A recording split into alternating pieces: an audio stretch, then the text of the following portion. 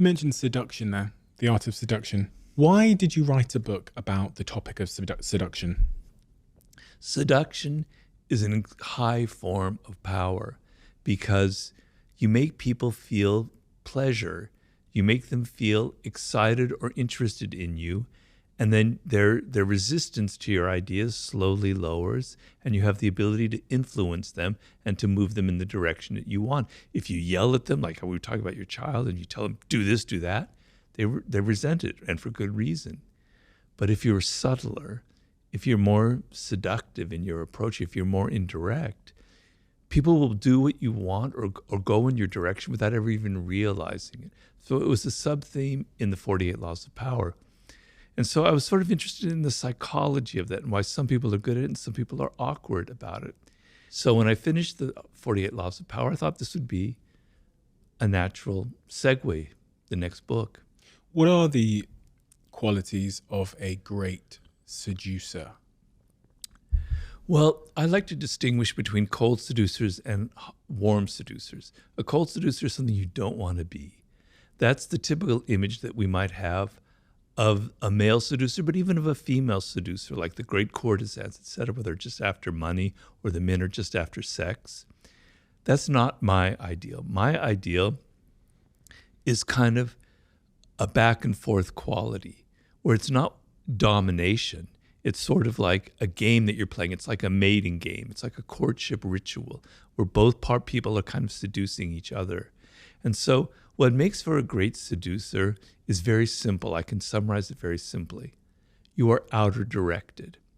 So when you meet somebody for the first time or you're on a date or whatever it is, you're not having that internal monologue going, does she like me or does he like me? Am I dressed well? Am I saying stupid things? What can I do to impress them? No. You turn it off and you're outer directed and you're listening to them and you're entering their spirit and you're hearing them say things that give you idea of what they're missing in life, of what they want, of what their needs are, of what makes them an individual. You're absorbing it, you're entering into their spirit, and then you can reflect it back to them. You can give them gifts. You can take them to places that show that you're attentive to them. Because if you look at how we are in our day-to-day life, normally people never pay us attention. They're always so self-absorbed. They're never thinking about us. The times where you get the sense that people are actually interested in who you are as an individual is pretty rare. If you give that feeling to someone, it's incredibly powerful because we all want to be validated. We all want to be recognized. So the seducer is not someone who's all worried about him or herself and thinking. They're involved in the other person. They're absorbed like a sponge inside their psychology, inside their world. A lot of this is, very applicable to romance and dating, etc., etc. It feels, for whatever reason, not necessarily something I've read much about in your work, but it feels like dating and romance and relationships have become much more complicated in the modern world. That it's become much more difficult to seduce somebody. What are the attributes of someone then that is not good at seducing? Anti-seducer has many qualities. I have a whole chapter on the anti-seducer. I try and define it. There's several of them. I don't have them all memorized, but one quality that's very anti-seductive is preaching and moralizing. Is like telling people, "Oh, that's wrong what you just said," or "Your politics are ugly," or you're not really good at this," or something or other.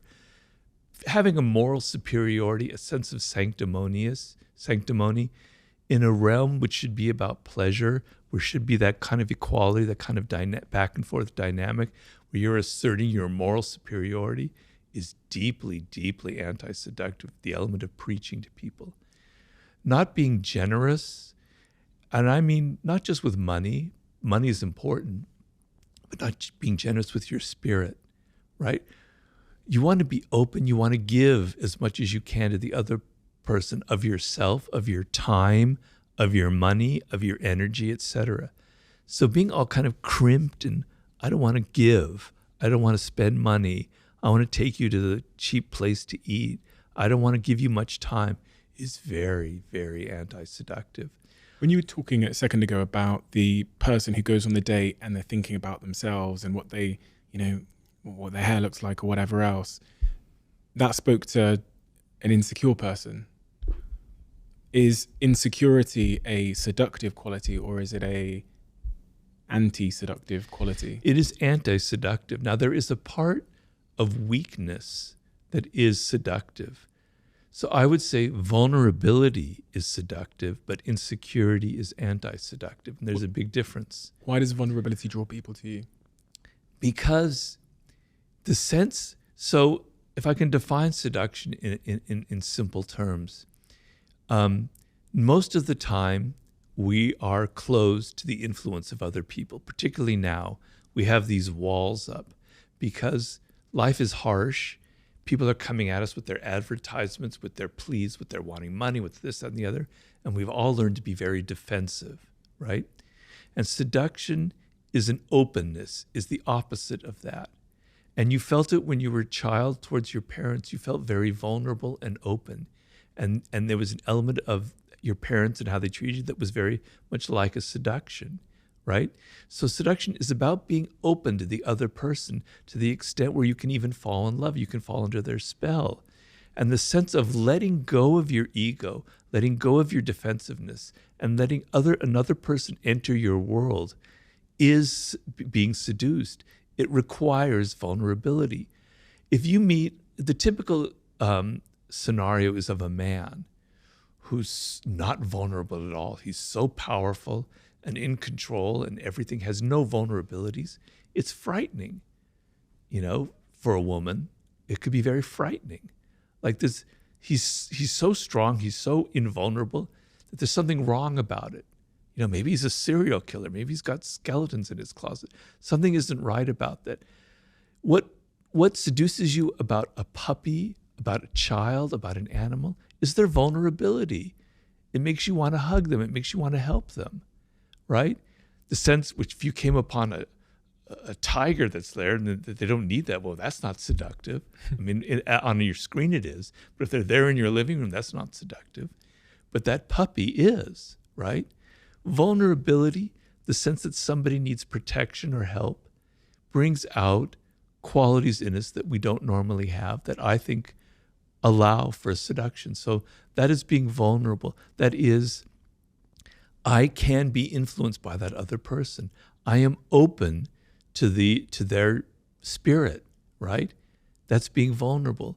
The word vulnerable, I hate to sound like a professor here, so excuse me, in seduction, comes from the root of it means a wound, vulnus.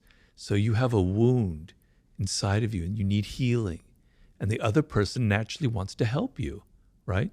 But being insecure is the opposite. Means I'm so self-absorbed, I'm so worried about myself that I can't get out of it.